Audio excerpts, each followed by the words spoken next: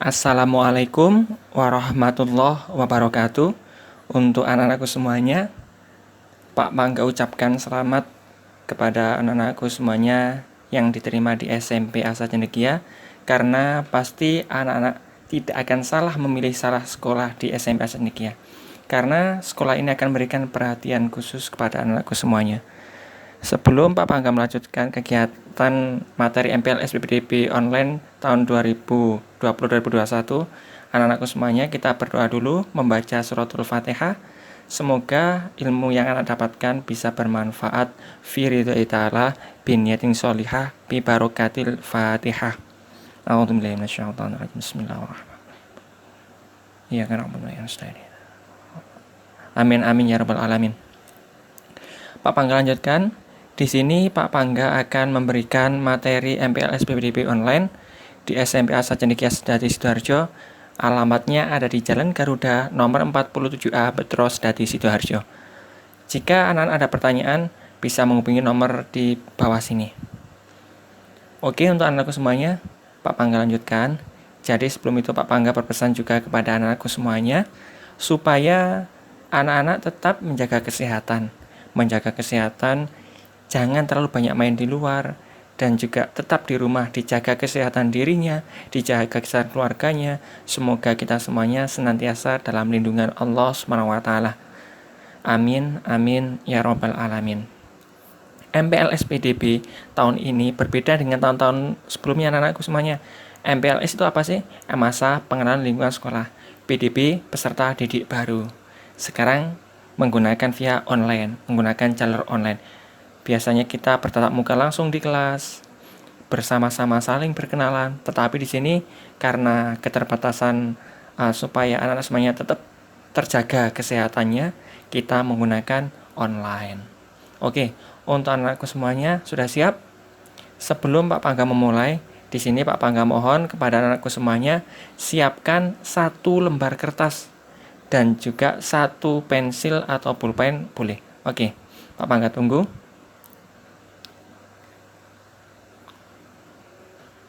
Sudah, anak-anak semuanya? Oke, jika sudah, Pak Pangga mulai ya. Perkenalan dulu dengan Pak Pangga, supaya lebih akrab, lebih kenal dengan Pak Pangga. Perkenalan dulu. Ya, inilah profil dari Pak Pangga. Nama lengkap Pak Pangga adalah Pangga Aji Sanja, Eskom, Sarjana Komputer. Pak Pangga lahir di Malang, tanggal 26 Oktober 1993. Di sekolah ini, di SMP Asa Cendekia, Pak Pangga diberi tanggung jawab sebagai wakil kepala sekolah bidang kesiswaan. Dan tugasnya apa Pak Pangga? Membantu anak-anak semuanya yang berhubungan dengan siswa. Jika anak-anak ada masalah dan lain sebagainya, insya Allah kita sharing, saling terbuka dan saling membantu. Dan juga semoga selalu diberikan jalan oleh Allah SWT.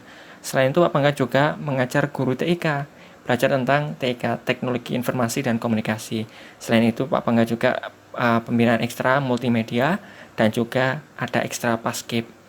Jika anak-anak ada apa-apa atau ditanyakan tentang siswa atau tentang apapun tentang SMP Cendekia, bisa menghubungi kontak di bawah ini. Bisa WA, bisa telepon, apapun juga. Dan jika Pak Pangga tidak repot atau tidak sibuk, akan Pak Pangga layani dengan sebaik mungkin. Oke, Pak Pangga langsung saja memberikan materi tentang tata krama dan tata tertib sekolah. Apa itu tata krama dan tata tertib sekolah? Kita lanjutkan ke slide berikutnya. Di sini untuk anak-anakku semuanya, yang pertama adalah anak-anak jawab, apakah Anda dapat belajar di sekolah jika lingkungan tidak nyaman? Bagaimana? Dijawab, ditulis di kertas yang telah disediakan. Sudah ya? Tidak perlu alasannya, cukup dijawab dengan jelas, padat, singkat. Yang kedua, tindakan pencegahan lebih baik daripada pengobatan. Bagaimana menurut pendapat anak-anak? Betul atau salah? Benar atau salah? Sudah? Yang ketiga, berani berbuat harus berani bertanggung jawab. Berani berbuat harus berani bertanggung jawab. Bagaimana? Sudah dijawab anak-anak semuanya? Benar atau salah? Oke, dari ketiga pertanyaan ini nanti, anak-anak coba berpikir lebih luas lagi, apakah yang anak-anak jawab itu sudah sesuaikah dengan anak-anakku semuanya? Sudah sesuaikah atau belum? Anak-anak mungkin sekarang belum bisa menjawab sebelum anak-anak nanti mendengarkan, memperhatikan paparan dari Pak Pangga. Pak Pangga lanjutkan. Disimpan dulu jawabannya. Disimpan dulu, Pak Pangga lanjutkan. Di sini materi yang Pak Pangga sampaikan yaitu tentang tata krama. Materi yang kedua tentang tata tertib.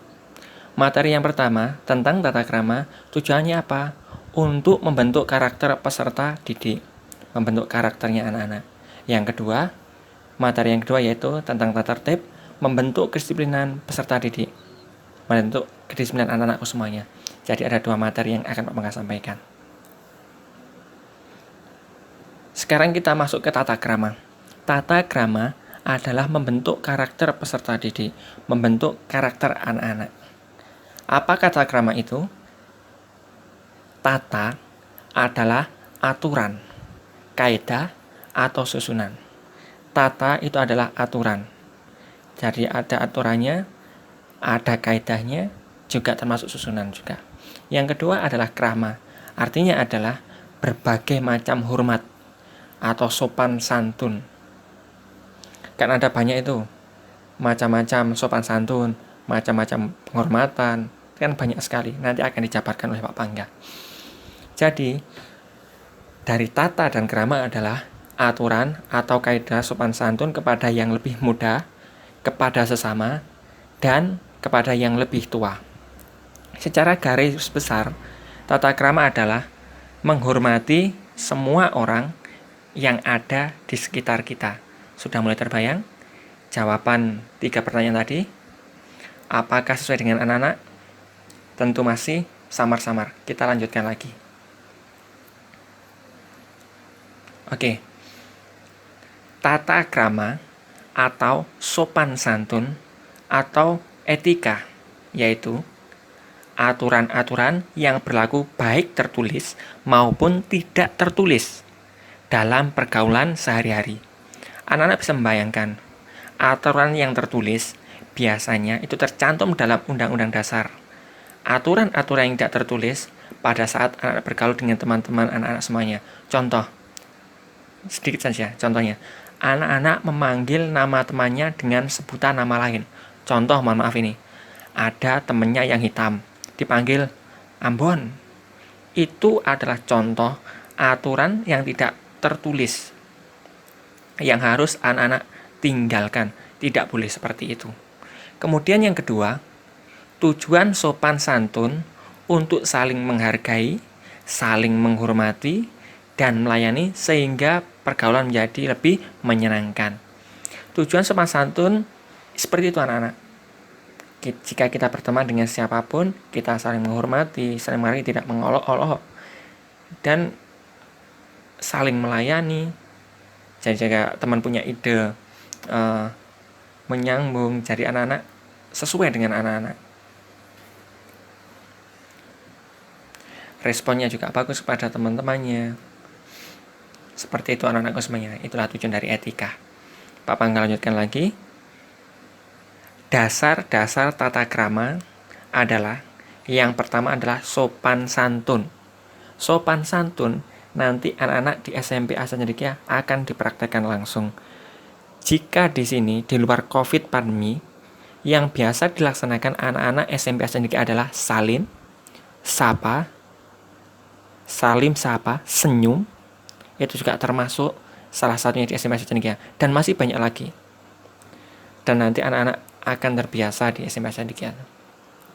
Kemudian memberikan perhatian kepada orang lain. Jangan egois, tidak boleh egois. Kita harus saling memberikan perhatian kepada orang lain, kepada teman yang membutuhkan. Tidak boleh cuek, tidak boleh acuh tak acuh. Kita harus memberikan perhatian khusus kepada teman-teman kita. Yang ketiga, menjaga perasaan orang lain. Tidak boleh mengolok-olok temannya. Tidak boleh kata-kata yang kasar kepada temannya. Kita harus menjaga perasaan orang lain. Kemudian menepati waktu dan janji. Jika anak-anak punya janji nih pada temannya, nanti ayo main ke sini, ayo belajar kelompok jam sekian, jam 1. Iya, jam 1 anak-anak harus datang. Dan apa yang kalian anak-anak ucapkan ya harus ditepati. Terus ucapan anak-anak harus ditepati pokoknya. Kemudian memiliki rasa toleransi, ya. Toleransi terhadap teman-temannya. Tidak boleh pilih kasih, kemudian hal-hal yang jelek lainnya, tinggalkan itu. Kita harus memberikan rasa toleransi. Kemudian dapat menguasai diri. Di sini dapat menguasai diri, anak-anak harus bisa mengontrol dirinya. Tidak boleh marah, tidak boleh gampang cengeng, seperti itu. Tidak boleh. Harus bisa menguasai diri anak-anak masing-masing. Yang terakhir, berusaha untuk memahami orang lain. Kita punya teman, kalau kita tidak paham dengan teman-teman kita, akan kesulitan memberikan perhatian, memberikan toleransi, akan kesulitan. Jadi yang terpenting harus memahami orang lain. Kita pahami betul. Di sini nanti lambat tahun, lama-lama anak-anak akan paham dan egois dalam diri kita semuanya, dalam diri anak-anak semuanya akan hilang dengan sendirinya. Paham yang disampaikan Pak Pangga ya? Pak Pangga lanjutkan. Yang selanjutnya adalah manfaat etika. Dalam beretika, atau di sini adalah etiket, dengan etika itu sama, dalam kehidupan manusia, dalam kehidupan sekolah, dalam kehidupan masyarakat semuanya. Yang pertama adalah membuat seorang disegani. Manfaatnya kayak membuat seorang disegani, dihormati, disenangi. Otomatis akan banyak temannya. Berbanding terbalik jika anak-anak di situ egois, kemudian suka menang sendiri, pilih kasih, temannya akan sedikit, seperti itu. Kemudian yang kedua, kemudahan hubungan baik dengan orang lain. Jika anak-anak berteman dengan orang, pasti akan mudah, karena anak-anak di situ adalah disegani dan dihormati. Jika anak-anak mempunyai etika yang baik, sopan santun yang baik.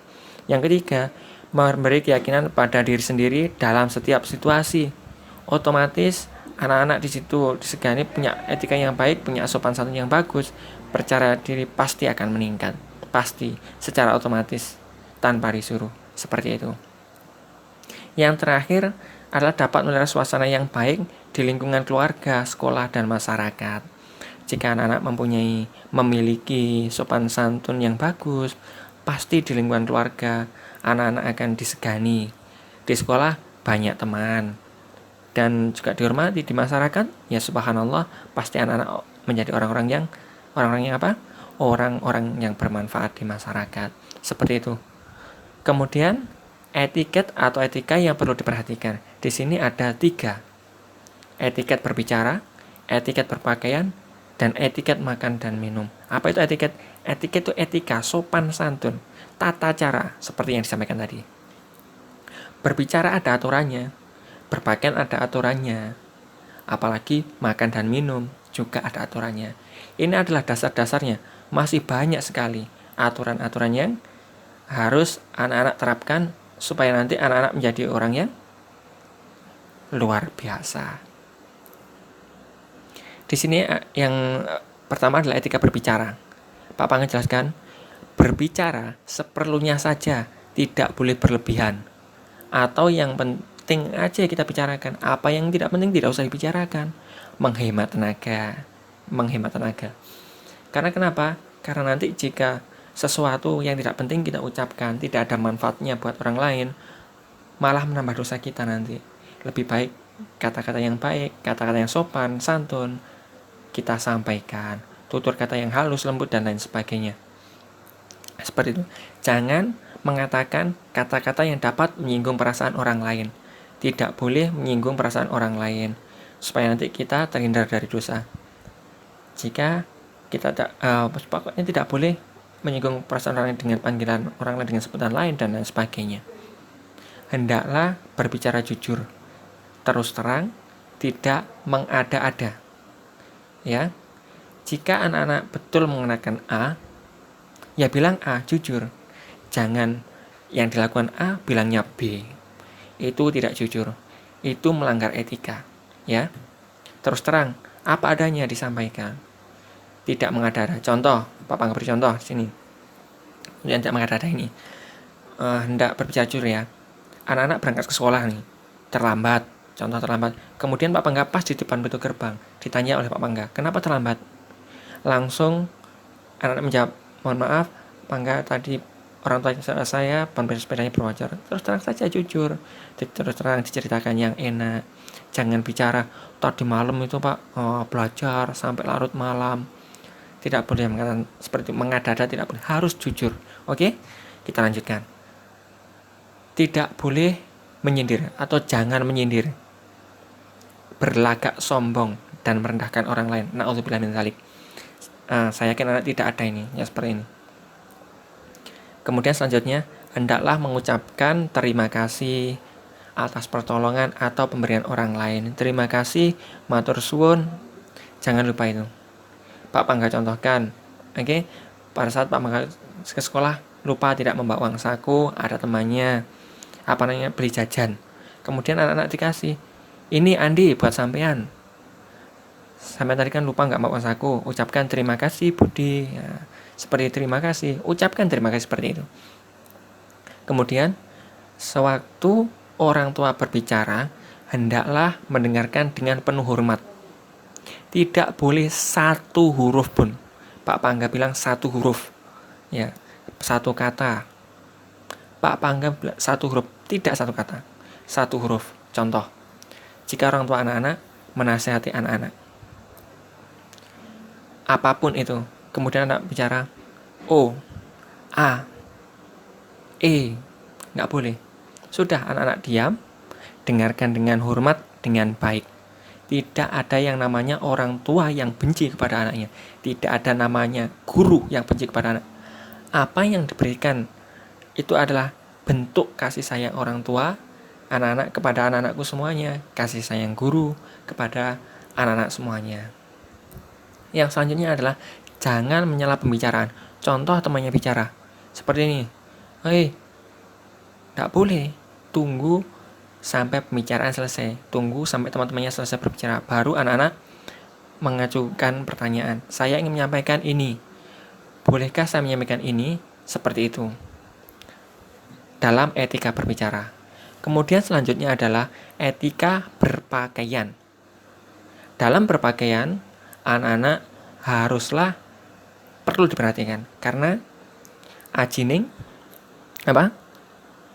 jiwa, ya, ajining jiwa saka raga, ajining diri saka lati.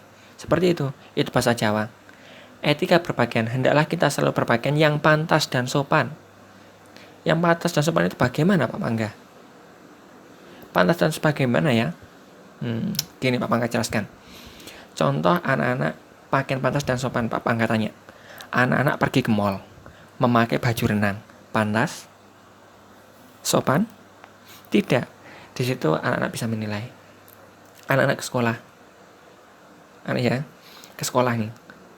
Sampai sekolah tidak memakai dasi, tidak memakai atribut, tidak memakai sepatu. Ya. Apakah pantas? Apakah sopan? Tidak. Di situ anak-anak bisa menilai. Oke ya, paham ya? Kemudian kebersihan pakaian harus diperhatikan. Nah, setelah dipakai dicuci, disetrika, baju harus selalu rapi, bersih. Itu penting.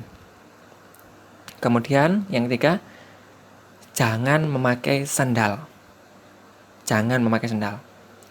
Apalagi anak putri, jangan memakai pakaian yang ketat atau press body. Na'udzubillah, dijaga auratnya. Kasihan nanti orang tuanya ya. Karena yang menanggung dosanya adalah orang tua anak-anak semuanya. Kasihan. Jadi anak semuanya harus bisa menjaga dirinya dengan baik. Jangan memakai sandal. Anak-anak putri, ya, jangan memakai pakaian yang ketat, press body dalam segala situasi. Contohnya di lingkungan sekolah dan masyarakat. Seperti itu contohnya. Cara berpakaian. Kemudian yang selanjutnya adalah etika makan dan minum. Ada etika makan dan minum Pak Pangga. Banyak aturannya. Yang pertama, etika makan dan minum. Jangan berbicara waktu mulut terisi makanan. Makan. Nggak boleh. Tidak boleh seperti itu. Makan sedikit-sedikit, tidak usah buru-buru, santai dinikmati. Kemudian jadi setelah makan itu kita bisa mengerti bagaimana waktunya setelah makan, berdoa, seperti itu banyak sekali. Kemudian selanjutnya waktu mengunyah, mulut harus tertutup, makan yang sopan. Mulut harus tetap tertutup, tidak boleh seperti itu. Seperti waktu makan, sendok dan garpu jangan sampai bersuara gaduh. Makanya ketika makan gelontang kan lucu, tidak boleh makan seperti itu. Jadi harus betul jaga. Makanya kemudian jangan mengambil makan yang berlebihan, nih ya, karena sampean sangat lapar, mungkin dari pulang sekolah lapar sekali, makan sampai piringnya tidak kelihatan, itu berlebihan, tidak boleh. Makan sewajarnya. Jadi suatu hal yang berlebihan adalah temannya setan. Jangan sampai kita menjadi orang-orang yang berlebihan. Understand? Oke, sip. Kita lanjut. Tata krama kita terapkan di 3 tempat minimal ini: di rumah, di sekolah, di lingkungan masyarakat. Sekarang kita pelajari yang di rumah. Tata krama, bagaimana caranya? Dengan orang tua, kita harus saling menghormati. Jangan lupa salim kalau berangkat sekolah. Jangan lupa salam kalau pada saat berangkat sekolah. Pulang sekolah juga demikian. Salim, salam. Jangan pulang sekolah langsung tas dilempar, kemudian pulang marah-marah.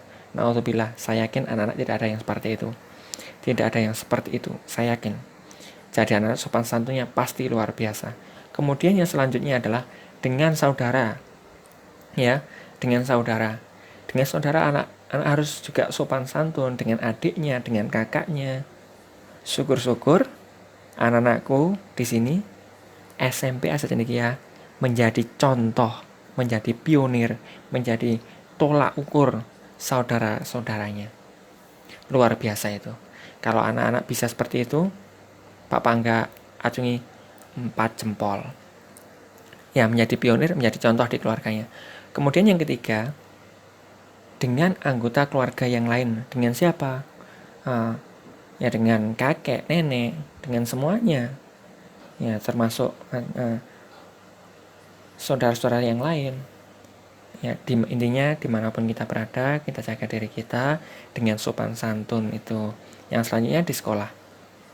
Siapa saja kalau ya di sekolah?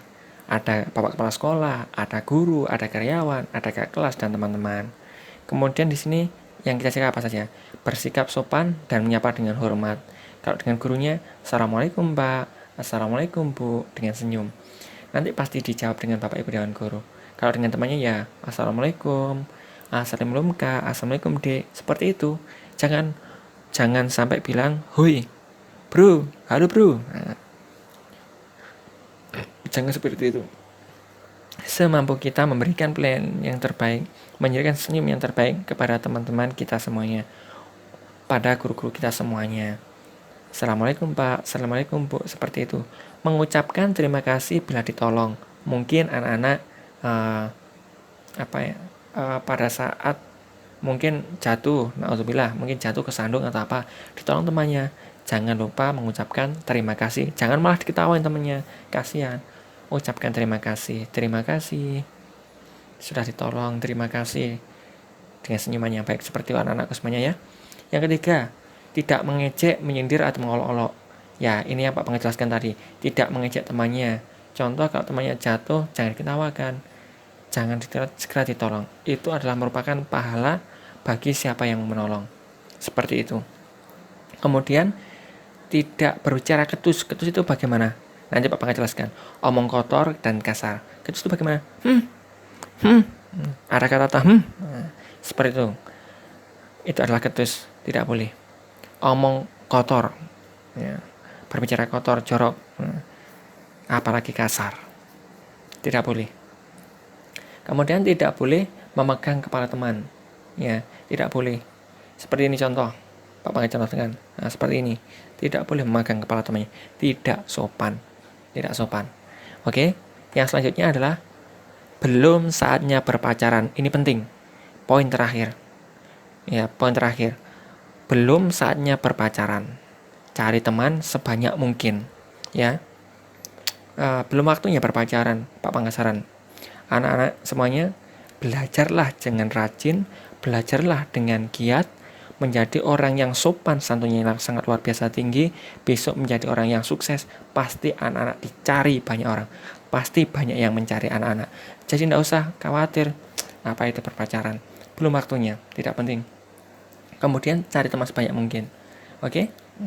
Selanjutnya, di lingkungan masyarakat, lingkungan tempat tinggal. Nah, jadi tetangga, harus punya sopan santun, permisi, dan lain sebagainya. Permisi Pak, kalau permisi Bu, kalau lewat. Nyun sewu, bahasa Jawa menyapa, senyum. Itu luar biasa. Kemudian di tempat umum, tempat kerja mungkin, di jalan raya mungkin, ada orang ingin menyeberang, orang tua yang ingin menyeberang di jalan ini. Anak-anak pasti hatinya ternyuh. Ya Allah, ada yang menyeberang. Mungkin anak-anak dengan sikap, dengan langsung berhenti, menyeberangkan. Itu adalah pionir, contoh-contoh anak-anak di SMP Asia Cendekia luar biasa. Kemudian di sini ada refleksi tentang sopan santun. Refleksi. Ya, refleksi. Refleksi tentang sopan santun. Yang pertama, sopanlah pertama-tama pada diri sendiri. Ya. Sopanlah pertama-tama pada diri sendiri. Yang dimaksud adalah tanamkan dalam diri anak-anak semuanya. Memahami bahwa diri ini bermanfaat. Diri anak-anak bermanfaat sebagai manusia. Atau pantas dihormati. Jadi anak-anak adalah orang-orang yang pantas dihormati. Pantas untuk menjadi orang-orang yang bermanfaat. Karena saya ini adalah manusia. Bagian dari sopan santun adalah memahami bahwa diri saya ini bermartabat. Sementara anak-anak ya, ini masih azan. Masih azan, jadi anak-anak bisa dibaca-baca dulu.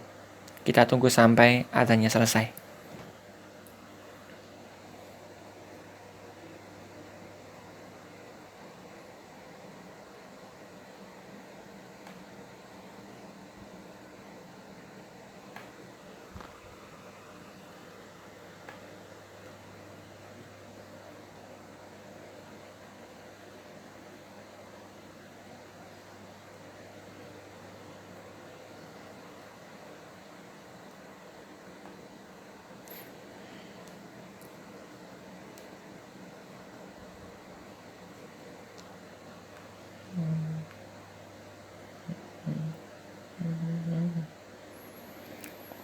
Subhanallah.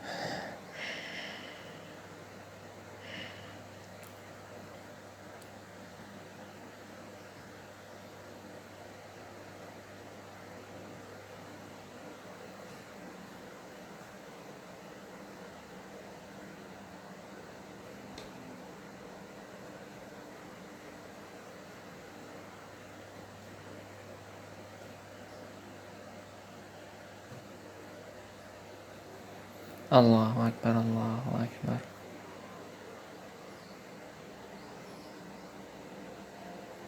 La ilaha illallah Muhammad Rasulullah. Oke Pak, lanjutkan lagi. Azannya sudah selesai.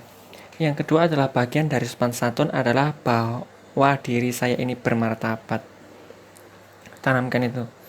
Anak-anak adalah orang-orang yang bermartabat, orang-orang yang memiliki martabat tinggi. Yang ketiga, sopan santun adalah memahami bahwa saya unik, bermartabat, dicintai dan mampu mencintai. Dalam tanda kutip loh ya, dicintai dan mampu mencintai. Mampu menghargai temannya, mampu menghargai orang lain, seperti itu yang Pak Pangga maksudkan. Yang selanjutnya adalah sopan santun adalah memahami bahwa orang lain juga bermartabat. Jangan hanya diri kita yang merasa martabat, tapi kita harus bisa menghargai orang lain karena orang lain bermartabat juga. Kita harus saling menghargai. Jadi seperti itu. Kemudian sopan santun adalah udara segar bagi kemampuan bergaul kita. Kalau kita punya sopan santun, itu juga akan menghidupkan suasana, akan menghidupkan pergaulan kita dengan teman-teman kita yang lain.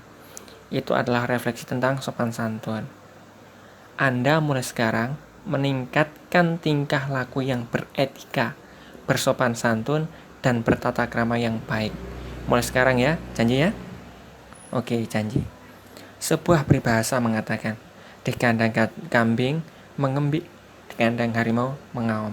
Kita harus bisa menempatkan diri kita di posisi mana pada saat kita berada.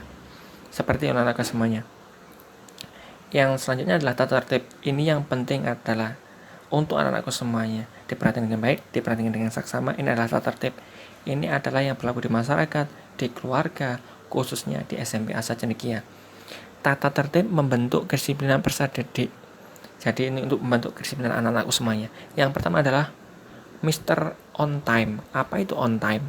Datang on time bukan berarti datang tepat saat bel masuk berbunyi. Nah, jadi jangan pada saat bel berbunyi cetep anak baru datang. Jadi seperti itu. Jangan lupa mengambil air wudhu dari rumah. Yang kedua, sebelum berangkat jangan lupa mengambil air wudhu dari rumah. Nanti otaknya cermelang, berangkat dalam keadaan suci, menerima ilmu enak. Kemudian yang ketiga, jangan lupa salim dengan orang tua. Assalamualaikum, salim kakak dan seluruh keluarga, dengan ayah ibu, dengan keluarga, dengan kakaknya, dengan semuanya. Itu anak-anak akan menjadi pionir, akan menjadi contoh di keluarganya. Kemudian yang keempat, dengan datang lebih pagi, anak-anak bisa menyiapkan diri untuk menerima pelajaran. Jadi sudah siap, nanti untuk pelajarannya sudah siap. Kalau datang lebih pagi, kalau datang kesiangan, yang pertama gopo-gopo, keburu-buru, kan kurang enak nanti. Jangan lupa sapalah teman-temanmu, Assalamualaikum, seperti itu. Jangan gunakan saat ini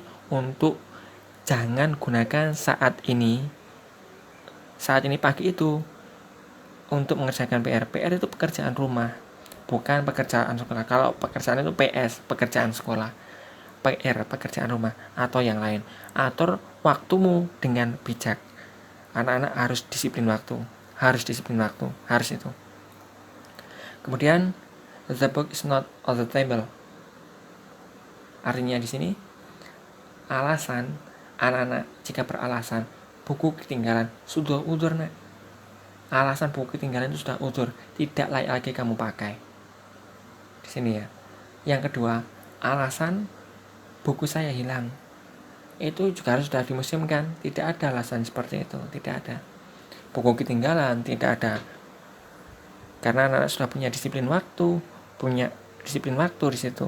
Atur buku setiap malam. Aturlah buku anak-anak setiap malam atau setelah habis belajar sesuai jadwal pelajaran. Anak malam setelah belajar, kemudian masukkan buku dalam tasnya sesuai jadwal. Jadi besok pagi tinggal dibawa, kemudian berangkat. Kemudian jagalah bukumu agar selalu nyaman dibaca dan kamu akan menjadi semakin pandai. Oke, buku itu harus dijaga, ilmu itu harus dijaga. Buku dilangkai saja itu tidak boleh. Kartunya apa? Ilmunya tidak bermanfaat. Muliakan Al-Quran, contoh. Muliakan Al-Quran, maka Al-Quran akan memuliakan kita, anakku semuanya. Kemudian selanjutnya adalah seragam rapi, cerminan pribadi. Jelas, di sini kalau seragamnya nggak rapi, seragamnya kotor, apa yang mau dibanggakan, apa yang mau diunggulkan. Bersihkan, cuci, setrika, dan lain sebagainya. Selalu gunakan seragam sesuai dengan hari yang ditentukan. Jangan pakai saltum. Apa saltum? Salah kostum. Hari Senin waktunya upacara. Topinya bawa topi kabaret pramuka. Nggak boleh, sesuai dengan jadwal. Pada waktunya hari Senin upacara pakai seragam olahraga. Nggak boleh. Betul-betul disiapkan. Kemudian kalau bisa di depan meja belajar anak-anak itu sudah ada jadwal pakaian, jadwal mata pelajaran. Kemudian untung ini kalau anak-anak punya jadwal kesuksesan, punya target. Nanti sampai sini harus targetnya sampai mana. Kalau kelas 8 nanti targetnya ke sini, kelas 9 targetnya ke sini. Jadi anak-anak hidup itu penuh dengan tujuan. Seperti itu anak semuanya. Kemudian yang selanjutnya adalah berpakaianlah dengan semestinya. Anda berada di sekolah, bukan mall atau tempat lain. Jadi semestinya. Contoh, siswi putri ini. Mohon maaf. Kalau anak-anak berpakaian dengan semestinya, anak-anak harus berada di sekolah. Anak-anak berada di sekolah, jangan memakai kosmetik yang berlebihan, kemudian perhiasan yang berlebihan. Kemudian yang ketiga, seragam Anda akan mencerminkan diri Anda dan menampilkan citra alma mater Anda. Seragam rapi, atribut lengkap, semuanya lengkap, cerminan anak-anak SMP Asajanegia. Yang selanjutnya adalah ingatlah untuk anak semuanya. Aku tidak taat peraturan atau tata tertib berarti aku merugikan diriku dan orang lain. Anak-anak kalau tidak tertib, yang rugi siapa? Bukan hanya anak-anak saja, tapi orang lain juga akan rugi.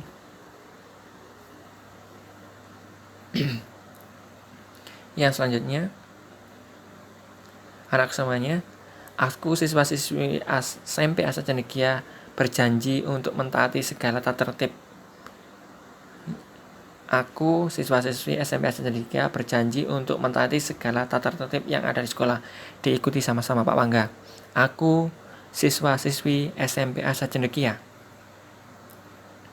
berjanji untuk mentaati segala tata tertib di SMP Asajanegia. Bagus, luar biasa. Kita sama-sama berjuang untuk menjadikan diri kita menjadi orang yang manfaat, menjadi orang yang lebih baik.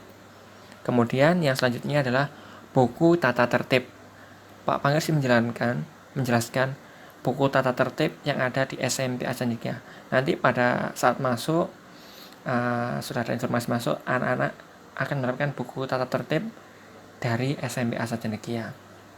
Di sini buku tata tertib itu nanti tujuannya untuk apa?